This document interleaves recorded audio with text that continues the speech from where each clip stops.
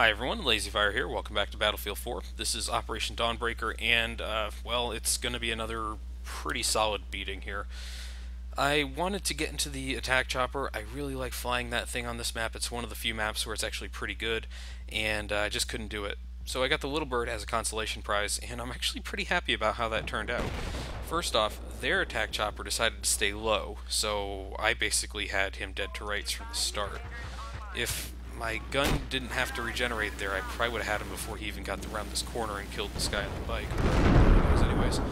And their Little Bird is firing 25mm cannons, so I probably would have him too if he wanted to fight me head on.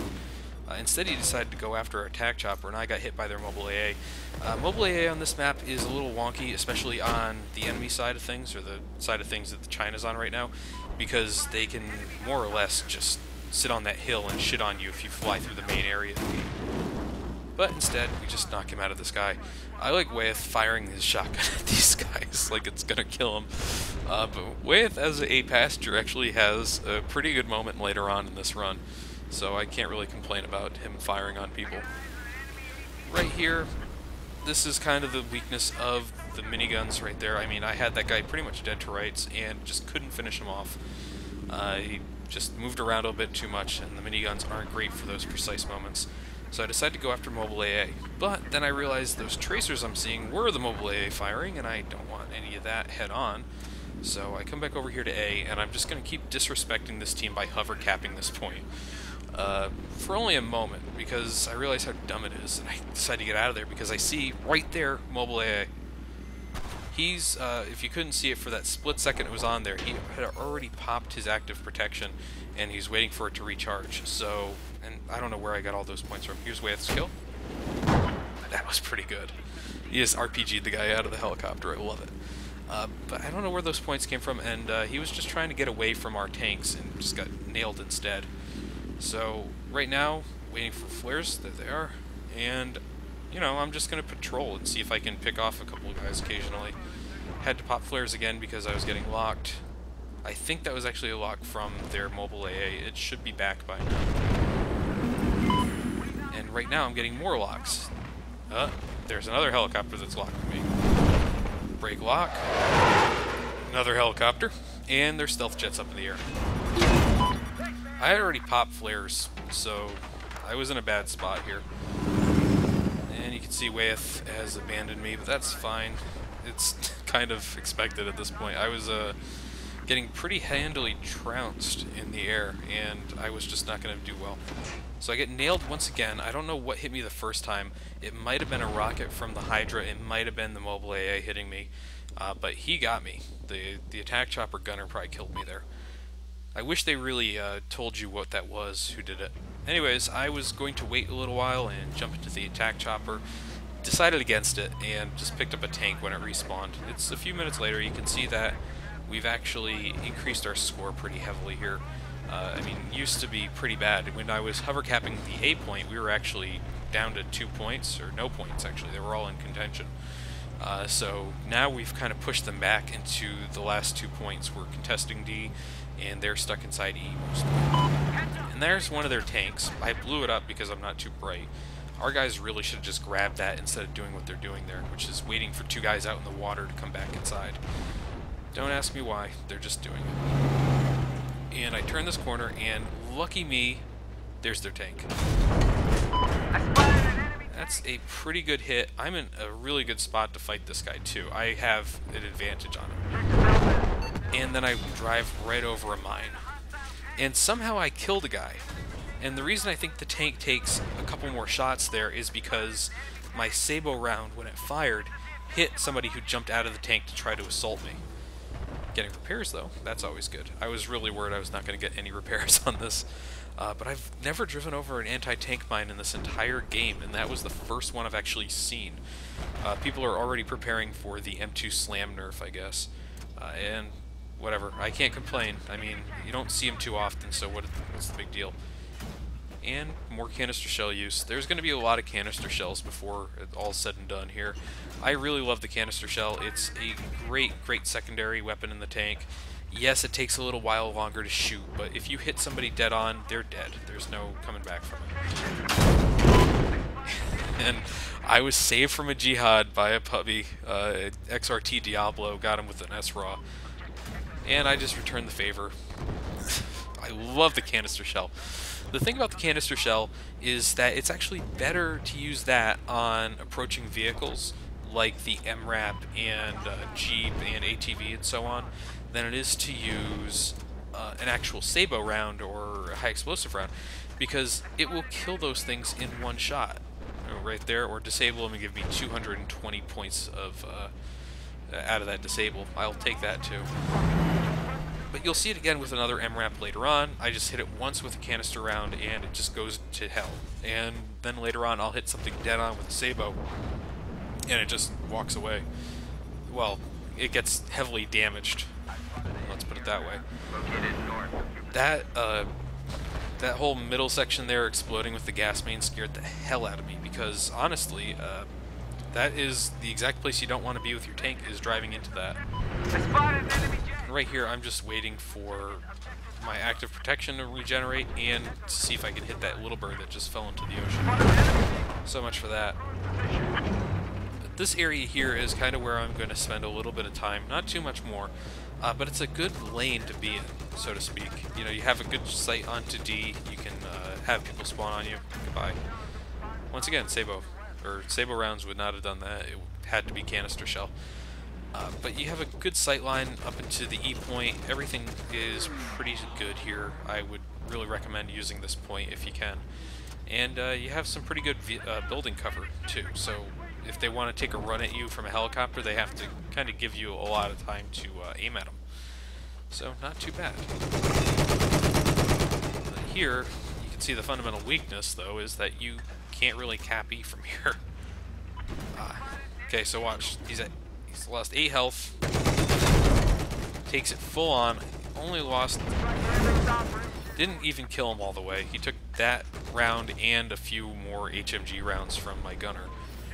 So, yeah, canister shells are great.